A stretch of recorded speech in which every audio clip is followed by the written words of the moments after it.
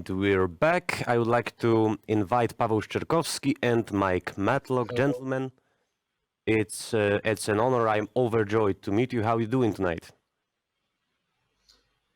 Great, thanks for having me. So far, so good. Yes, thanks for having me. Mike, let's start with you, because Little Bird told me you prepared some kind of presentation, and I'm dying to see it. Yeah, just a quick one, just to show you my gaming experience growing up and just how I play video games. So, in the next slide, I just wanted to say that I've played video games since I was very little.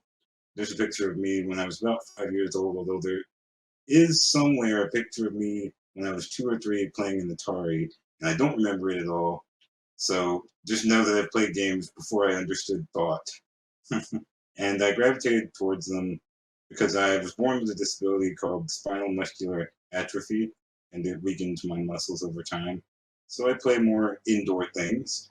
I gravitated towards RPGs and survival horror for my own weird personal taste, but also they were simpler controls and they didn't require a ton of quick movement.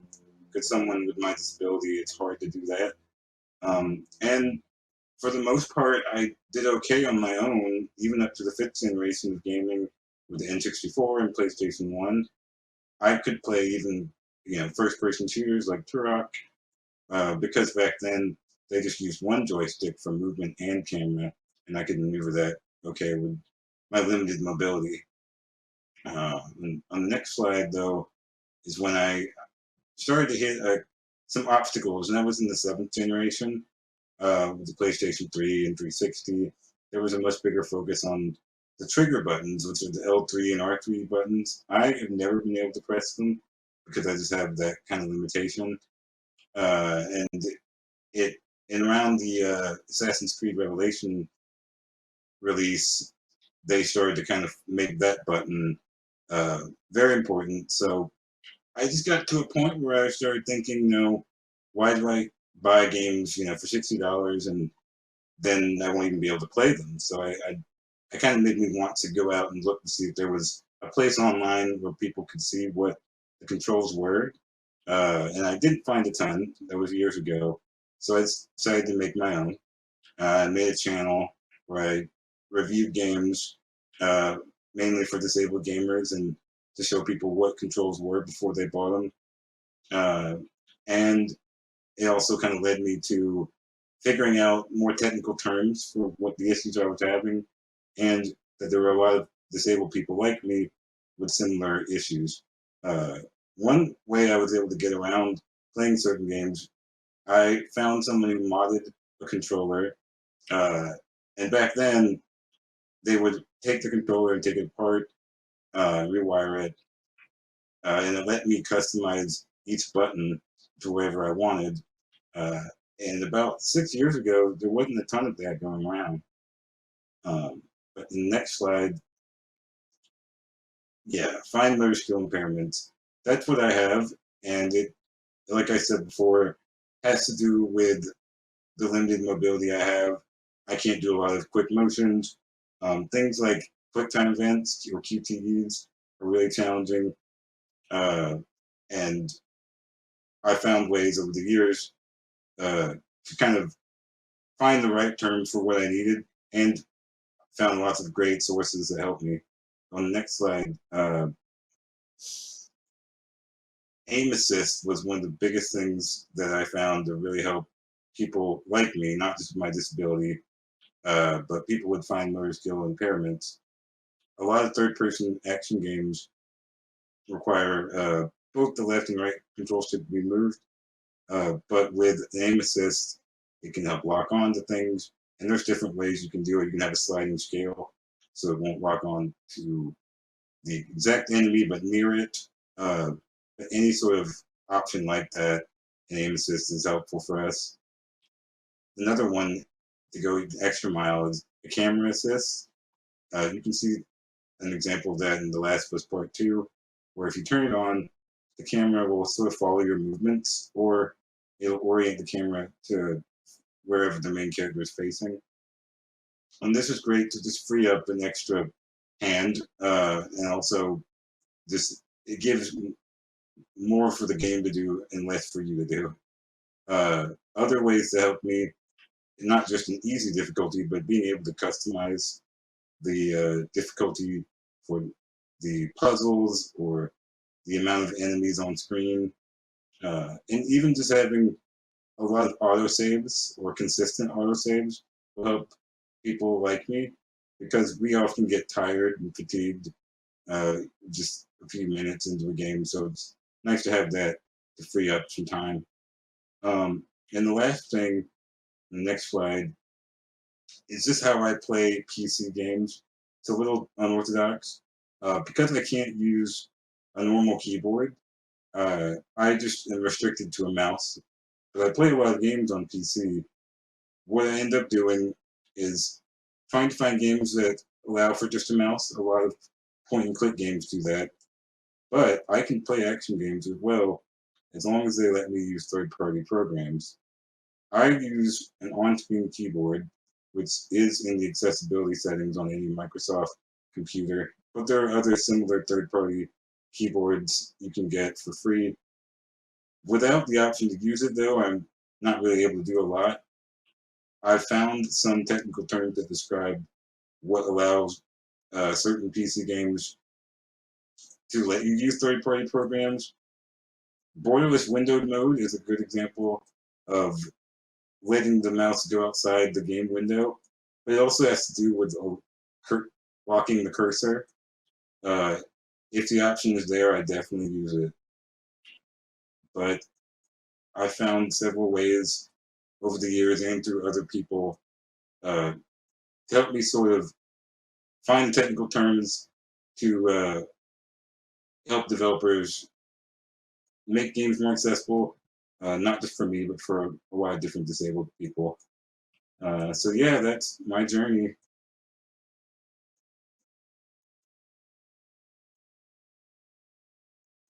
Yeah, it's a good example of me playing Resident Evil. Uh, it does take up a lot of the window, the on-screen keyboard, but as you can see, I can still murder zombies and not have any issues as long as the borderless windowed mode is available. And the last slide, I think, is just some resources I found through Twitter and friends and our founder of our website. So yeah, that's how I play games, and that's my gaming experience. Thank you for sharing your personal story. And Pavel, I guess you have big shoes to fill. Would you like to contribute? Yeah, of course. Yes, of course. I can share a little of my experience. Like Mike, I prepared a presentation that shares my experience while growing up with different games. So, like Mike, I'm playing video games from very little, and when I was like 4 or 5 years, 6 maybe, and I started with PlayStation 1. I didn't know anything that I'm other than different people, that I have some kind of disability. My disability in short way is related to uh, less feeling in and less response time in my right side of the body. So I will focus on this kind of problems in the games. So when I started playing, the first problem which I recognized, it was no alternative method of action recognition. For example, I was playing God of War and I saw that the enemy attacks me, but I can't react quick enough with my right hand because in right hand I have a PlayStation controller, the X button, and I always died. So what I did to get past this barrier is that I focused on sound, but a lot of games has so loud music that I can focus, for example, on one kind of action. So when boss attacks, it gives some kind of on sound, and that's 2 or 3 ways to show the same actions, and you can hear it, you can see it, and maybe some other action, and that is enough to react in different ways, because the sound is getting quicker to your brain than image. So I just focused on the sound and get past this barrier. The other things is no support for alternative input device. I jumped from being a console player to being a PC player. And the problem I found that there are a lot of games that needs clicking a lot of different buttons, but they don't support even the additional buttons on mouse. Today, it's almost a standard that you can map the buttons on the mouse to different buttons on the keyboard. But for some older games, it was not that easy. And it was a barrier. I couldn't jump in some kind of titles, and I asked my brothers or some of my friends to get past checkpoint or boss to so I can finish the game. And the last thing I would say was most difficult for me is the distance between saves. If I have a PlayStation controller, I can hold it for example, like 2 hours or something like this. If I will hold it longer, I have a lot of pain in my right hand, and I had a few times a situation that I had. I fought a boss. I fought it for like 2 hours, maybe some little, and I was rushing to the save point that I can save and start from this point in some time. But there was 1, 2, 3 enemies before the save, and I got killed.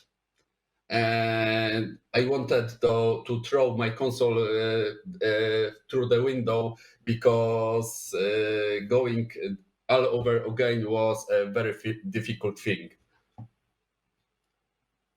And related to this, I chose a few moments, a few events that are the most difficult when are joined. The first one is QTA and time puzzles, and for as an example, I choose the God of War. It's probably 1 or 2 or first or second.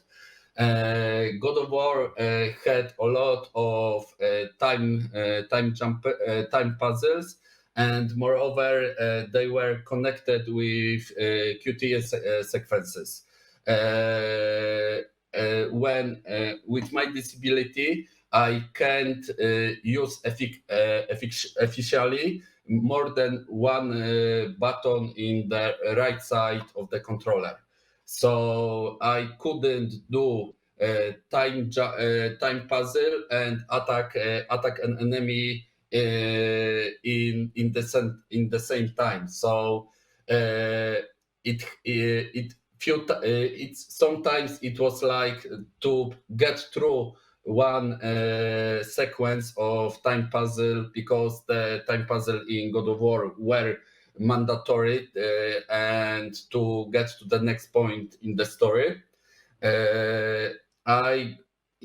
it took me a lot of time, sometimes even few days, to get past a simple time puzzle which required, for example, jumping, attacking an enemy, evades, and something like this.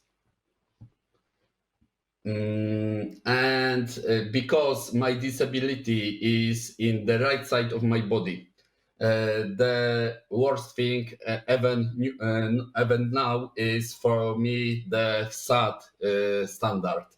Almost every game starts with controlling your character with SAT, not arrows, because it's a standard for first-person shooters. And it's okay if I can just replace the keybind and make the input for moving the arrows. But sometimes, for example, the newest hit, Genshin Impact, which was released like 2 months ago, just doesn't support key mapping, which was like, seriously, in 2020, the games which cost a lot of money, and I couldn't remap buttons on the keyboard, and I couldn't play the game officially because it was impossible for me. When I'm moving everything and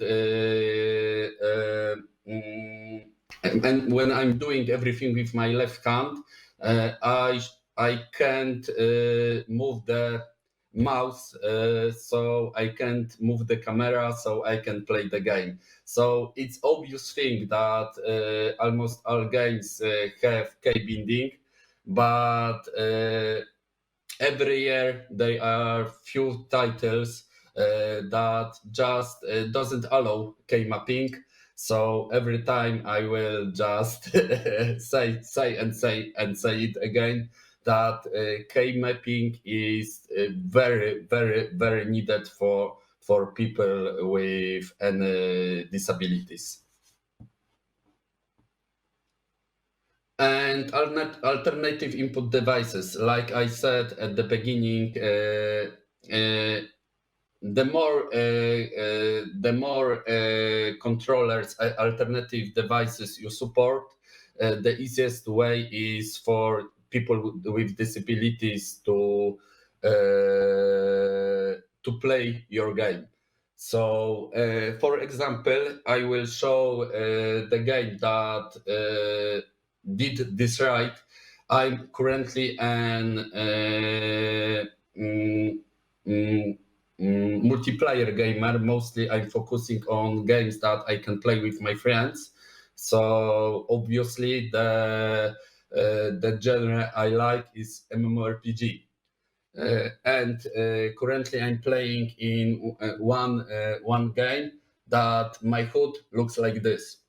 And every button in this screen is needed, and I need to click buttons, move the character, and play the game every 2 seconds. Every 2 seconds, I need to click something, because otherwise I will fall behind my colleagues.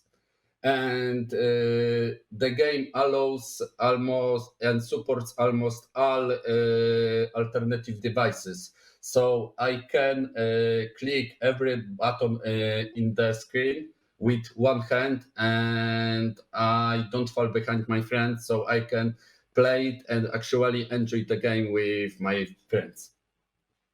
And I would say that's all, because I'm the kind of person that always struggles and is very concentrated on finishing every game that I enjoy. So I will just play and play and play again until I finish the game. So, like I said, all action in the skin are mandatory. And that's all for me. So thank you very much. And No, thank you. And before we start, I would like to remind our viewers that, guys, you can ask questions to our panelists. Like, go ahead, I support you.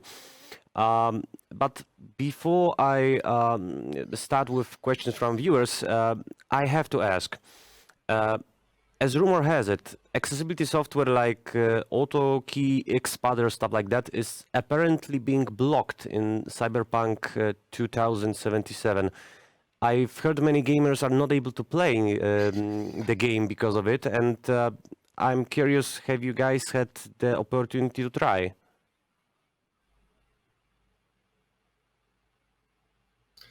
I didn't play Cyberpunk yet because I really don't know should I play it on PlayStation or should I play it on PC.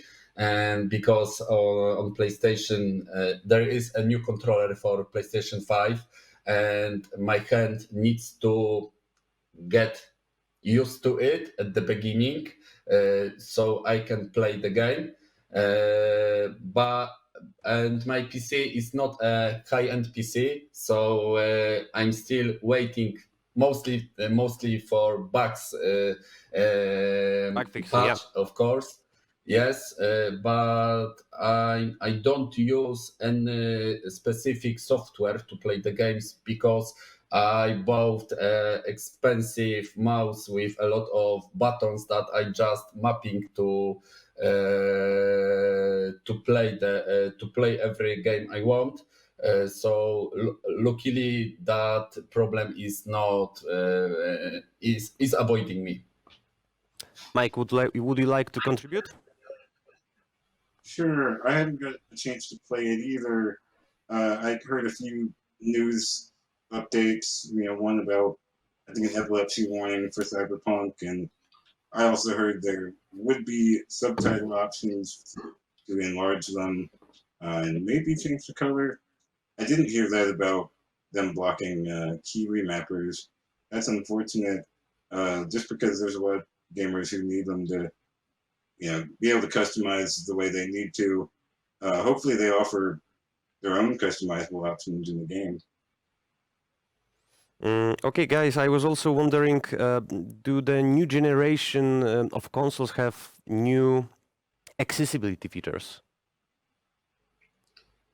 From my perspective, is the other way around because I'm playing the PlayStation 5 from like 2-3 days, and the very impressive new controller for me is generating a lot of problems because the buttons in the R2 in games they are if you press it harder it will get more of I can't get the word. It's getting pressing a lot harder with the time you are pressing it, and from my right hand at the moment is too much. So I have difficulty to finish some levels for Astro Praelum, which is a demo of generation. Because in some levels you need to press on exactly level. It's of course an feature of the generation, but for me, a person with disability in one hand, it's generating a lot of issues. Speaking about the future of gaming industry, Mike, do you think we'll reach a point when accessibility in games will be mandatory? Well, I think it's already become a standard when it comes to certain types of accessibility options. And it's big name companies like Naughty Dog and Ubisoft who really do, they help kind of create a competition within the industry to make their game even more accessible. And I think just even 5 years ago, we didn't see anything like that. And it's really exciting. But how to get, because as you said, is a standard when we talk about major publishers, but how can we, how to get game developer interested in accessibility? I mean, independent game developer who sometimes, don't know a thing about the subject. Well, Mike, I would perhaps. start. I would just start by saying that accessibility is for disabled gamers, but they help everyone. I think Ubisoft came out with a study last year where it said that I think 60% of gamers wanted subtitles turned on. So that just proves, right there that even though they could help deaf players, a lot of gamers love them and like to use them, and it helps everyone. Also, I think even though disability, covers a wide range of people and there's different kinds, there are certain big things you can do to help a lot of different people. Customizable options will help a lot of fine motor skill impairments. Subtitles and being able to enlarge them. Colorblind options, things like that. Like we said, accessibility equals usability. Pavel, another question from the audience. In terms of accessibility, which hardware is the best and who will win the next gen console war? What's your take? From my point, there will be a difference because from point of accessibility, I will find the new Xbox that he is the winner because Microsoft puts a lot of effort into make the every game accessible for people. They have a special controller which is awesome. Controller, yeah. Yes, but I would say that like last generation, the war console will win PlayStation.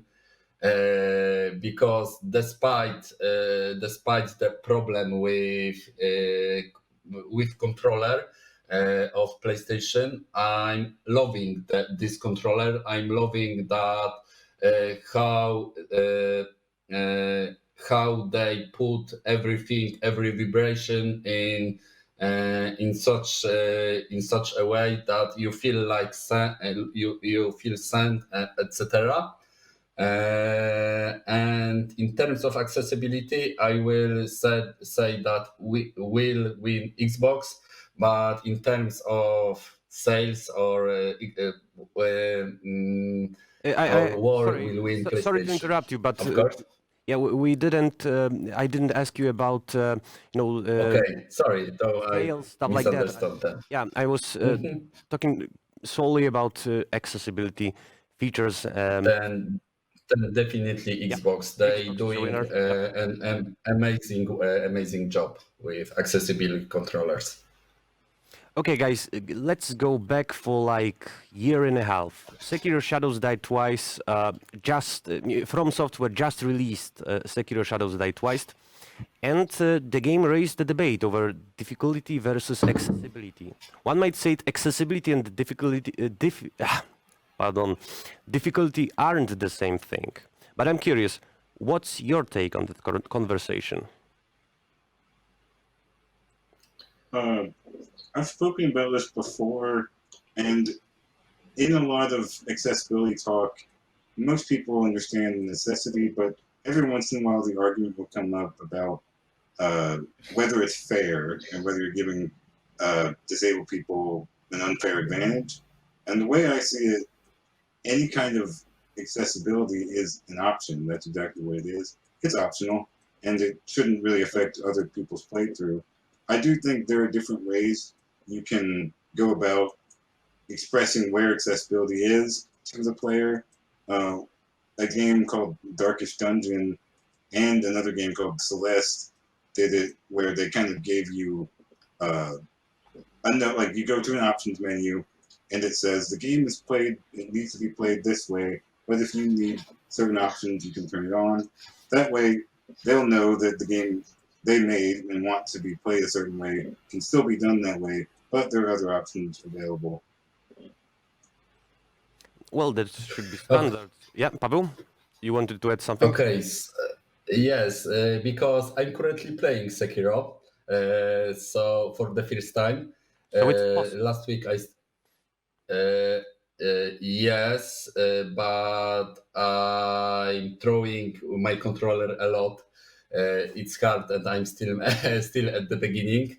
But like Mike said, a lot of people just thinking that if we include the disability options for accessibility, then we will lower the difficulty level. But it's not that. They should be optional. They shouldn't be mandatory, because it's not fair, and it's not fair for us as well, because every person with disability has different kind of disability, has different mindset, and for example, me, I wanna challenge myself. I want to play the game as the developer wants to be played. So as long as it isn't a total barrier for me, I will play the exactly same boss, for example, 3 hours. And you find a way. And till I find the way. So every accessibility option should be optional, not a mandatory thing. Thank you for your wise words, my friend. I just want to hear that loud and clear, because accessibility and difficulty are like entirely different thing. Don't mix those things up. Exactly. Anyway, another question directly from our viewers. Do you guys know video games created specially for people with gamers with disabilities? Mike, perhaps. Are you asking about a game made specifically for people with Yep. disabilities? The more recent one is, well, I've heard of one called Beyond Eyes. I've used that game in a few of my presentations, and it is a game where you play a blind girl, and you're sort of understanding her world by when you play as her. Certain aspects of the world are blanked out, only like a white space, and as you walk towards it, shapes come into view, but sometimes the shape isn't what you think it is, and you have to use sound in order to sort of differentiate things. It's a really interesting game, and it's more trying to teach you about disability, but that's a good one, Beyond Eyes. Okay, Pavel, another question. During your speech, you've mentioned that quick time events can be a real, let's just say, pain in the butt. How can we bypass Yep. that problem? I mean, from the developer's perspective. I saw in games two ways to resolve this problem. One of the way was like there was a quick time event, but the cutscene just paused and was waiting for the action to be clicked. So Nice. it was not really a quick time event, but you needed to input the whole sequence, but in time you can. And the second one was entirely disable the quick time events in the option menu, and the cutscene will just play as a movie or something like this. From my perspective, sometimes it just like half a second too quick for me. So I would say maybe a few levels of reaction response time for QuickTime events, not or go with it or disable if, but just, for example, 1, 2, 3, 4 level, like a mouse sensitivity. Well, actually, that's very good advice. Gentlemen, sadly, we don't have any more questions, but thank you for your time and your wonderful speeches. Thank See you. you soon. Thank you. Thank you so much. Thank you.